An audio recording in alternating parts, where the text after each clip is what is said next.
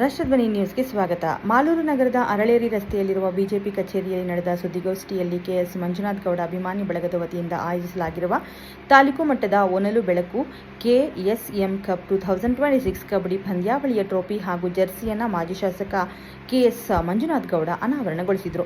ಈ ವೇಳೆ ಮಾತನಾಡಿದ ಅವರು, ಮಾಲೂರು ನಗರದಲ್ಲಿ ಸುಸಜ್ಜಿತ ಒಳಾಂಗಣ ಕ್ರೀಡಾಂಗಣವನ್ನು ನಿರ್ಮಿಸಿ ಕ್ರೀಡಾಪಟುಗಳು ಹಾಗೂ ಸಾರ್ವಜನಿಕರಿಗೆ ಉತ್ತಮ ಕ್ರೀಡಾ ಸೌಲಭ್ಯ ಕಲ್ಪಿಸಲು ಅಗತ್ಯ ಕ್ರಮ ಕೈಗೊಳ್ಳಲಾಗುವುದು ಎಂದು ತಿಳಿಸಿದರು. ನಗರದ ಸರ್ಕಾರಿ ಹೋಂಡಾ ಕ್ರೀಡಾಂಗಣದಲ್ಲಿ 2 ದಿನಗಳ ಕಾಲ ನಡೆಯಲಿರುವ ಕೆಎಸ್ಎಂ ಕಪ್ ಪ್ರಥಮ ಸೀಸನ್ನಲ್ಲಿ ತಾಲೂಕಿನ 28 ಗ್ರಾಮ ಪಂಚಾಯಿತಿಗಳ ತಂಡಗಳು ಭಾಗವಹಿಸುತ್ತಿವೆ. ವಿಜೇತರಿಗೆ ಪ್ರಥಮ ಬಹುಮಾನವಾಗಿ 50,000 ನಗದು ಹಾಗೂ 2 ಟಗರು, ದ್ವಿತೀಯ ಬಹುಮಾನವಾಗಿ 30,000 ನಗದು ಹಾಗೂ 1 ಟಗರು, ತೃತೀಯ ಮತ್ತು ಚತುರ್ಥ ಬಹುಮಾನವಾಗಿ 10,000 ನಗದು ಹಾಗೂ 1 ಟಗರು ಜೊತೆಗೆ ಟ್ರೋಫಿಯನ್ನು ವಿತರಿಸಲಾಗುವುದು ಎಂದು ತಿಳಿಸಿದರು.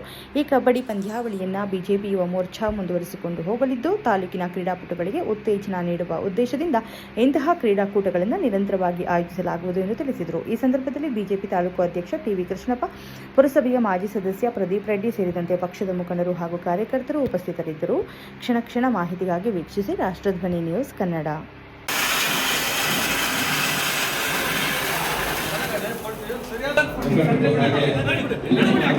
ಭಾರತೀಯ ಜನಪದಗಳು ಕೂಡ ನಂಬಿಕೊಳ್ಳಲಾಗಿದೆ. ಹಾಗಾಗಿ ಎಲ್ಲರೂ ಕೂಡ ಈ ಒಂದು ಕಬಡ್ಡಿ ಕ್ರೀಡಾಕೂಟದಲ್ಲಿ ಭಾಗವಹಿಸಬೇಕಾಗಿದೆ.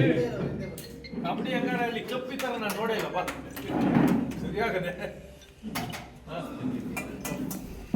ಚೆನ್ನಾಗಿ ಮಾಡ್ಸಿದ್ಯಪ್ಪ.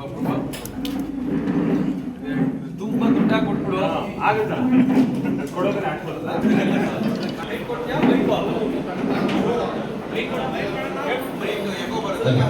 ಹಾಗೆ ಇನ್ನೊಂದು ಕಬಡ್ಡಿ ಪಂದ್ಯಾವಳಿಗಳನ್ನು ಉದ್ದೇಶ ನಮ್ಮ ನೆಚ್ಚಿನ ನಾಯಕರಂತ ಕೆಎಸ್ ಮಂಜುನಾಥ್ ಗೌಡರಿಗೆ ಈ ಒಂದು ಕ್ರೀಡಾ